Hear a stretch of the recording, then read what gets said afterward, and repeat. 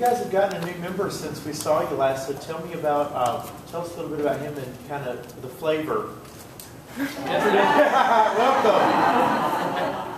Well, I think secretly that he's a werewolf. He's one of the finest percussionists in the world. His name's Daniel De Los Reyes, and it's a privilege to have him in our band. He's as good as it gets, you know. How did his percussion play influence the new record and show up on that? He's all over the record. I mean, all over it, under it, everything. There's little parts of it that are moving and that weren't moving before, so you can hear him all over it. We're obviously here at the CMA Music Festival, and I think if anybody can appreciate what it takes to put on a festival, it might be you. You've now announced that you're expanding the Southern Ground Food and Music Festival. Can you talk about that, about bringing it to Nashville, and why you even wanted to take on such a huge undertaking of putting on such a big event? I'd love for that to be part of our, the majority part of our future touring model, for us to be able to go to a town and really set up all the infrastructure, for us to really set up all of the food and production and everything that we want to do. It's not a one-day setup, it's a 2-day setup. And so it takes 2 days to build everything, and then once everybody's there, we all get to have our family and our kids and everybody there to spend those days in the cities and actually get to enjoy them and listen to great music all day long. I'm a music fan, giant music fan, and so having my favorite artists in the world come play and get to lay around on the grass and listen to them and then get to headline that night, I'd like to do that a lot. Have you come up with who's going to be part of the Nashville Festival yet? We're working on it. We're going to have an announcement about that shortly, but it's going to be an amazing couple days of food and music. Thank you.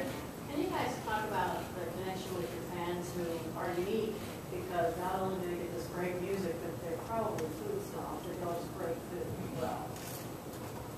All the walls come down around people when you're around them. It just breaks down the barriers, and we want to be known for doing things differently. And when you feed somebody a great meal, they remember it. And it's not very personal.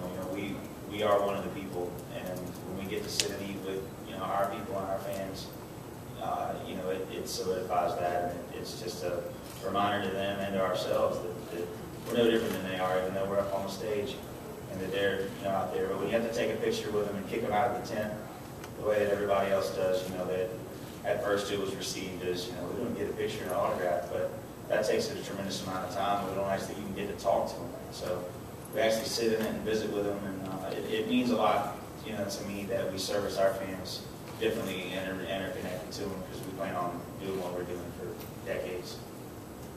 Rosemary? Really enjoyed hearing you perform the single on the CMT Awards last night. Can you tell us a little bit about it? Sure. It's called The Wind. It's a barn-burning song, a fast one that gets to showcase everybody's musicianship in the band very quickly. It's a real fast and short song. I wrote it with Wyatt Red and Levi Lowry. I think it's the most country thing that's been on the radio in a long time. To me, it sounds that way. It's got a little bit of bluegrass and picking and everything in it, but there's still a great song. Lyrics buried in that speed of the tune. So I think it's good to have a bouncing ball and the lyric sheet in front of you sometimes, because it's just coming at you. It's just coming at you at light speed. The lyrics are, but there's really great lines in that song. It's a great song for somebody like me that has ADD. Kurt.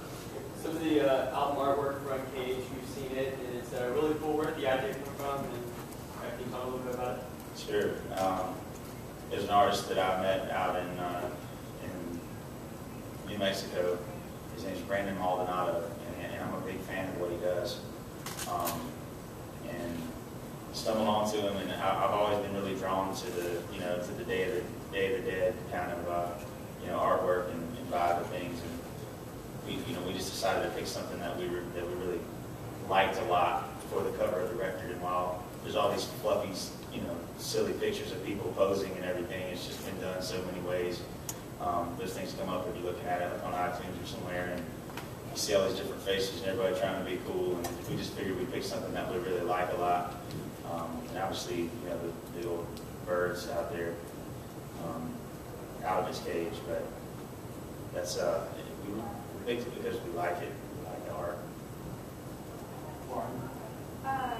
You are heavily involved in every aspect of your career, from like a record label to food and just your tour model and stuff. When y'all first starting out, did you ever see yourself like actually building a culture that did you see yourself like from the very beginning with that as well?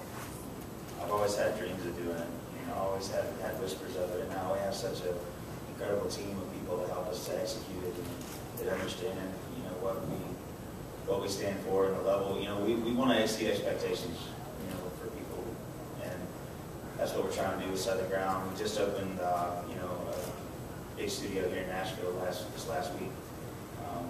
It's the old Masterlink building, so we're off 17th Street off Music Road. And we're coming to Nashville, we're infiltrating. So that's the first step towards that. We're going to have a restaurant here and a bar here eventually. Zach's always done everything himself. You know, if you want it done right, do it yourself. But he's done it in the early days. It was at a smaller scale. Like he built our first trailer, and you know, just wants to do it all himself. He had his own restaurant that we played in, and it's just on a bigger scale now. There's always been a culture surrounding it as well. There's always been a family and a group of folks that you can count on. It's just bigger. Pretty big now. And we're blessed, you know, and I'm not any more important than any one person that works with us. And it's really cool. It's really cool watching it all. He ends up hiring people who ended up really good at their job, and they love working for him, but at the same time, they're also good to the people around them. Otherwise, they don't last very long. Are you all hiring? Always hiring. Well, what can you tell us about the new album and how are you going to follow up this success that you've had so far? This is the best record we've ever made, hands down. No doubt. People that are fans of ours listen, that I've played for it. Wow. You know, and so we gelled as a band more. We've got a werewolf in the band. You know, we've matured. We're better musicians. We're better writers. We're better as a band and as a unit, and it reflects in the music. And we spend hours and hours writing songs and hours arranging them and recording them and everything. We work harder than a lot of other bands, I think. So I think that's what sets us apart. We're going to finish up with you.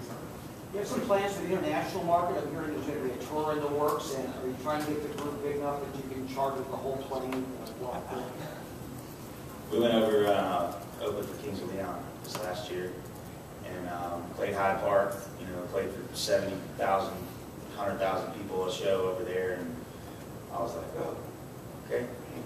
And so we, you know, in this album, there's definitely, you know, a tinge of the inspiration that I caught while I was over there doing that. And so as we work to continue doing what we're doing, there's a lot of great rock music that has a great vibe, and I can't understand anything that they're saying. I still like it a lot, but you know, the great stories live around country and folk music, and I think that it's kind of our the challenge is just taking that same lyric and story that's in that song and wrapping it up in something that's going to move all those people the same way that those rock songs do. And I think we've done a little bit of that on this record.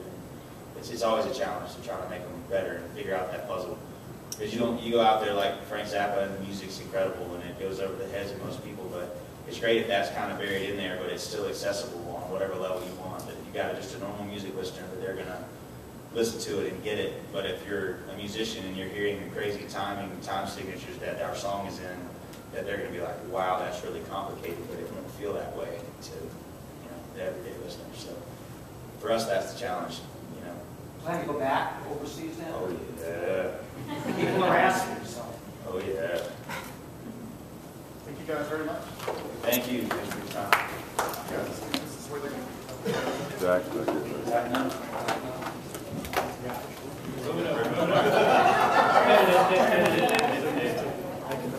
Guys, can everybody look this way, please? Cody, can you step out? There you go. And right here, guys, if you want to go straight ahead.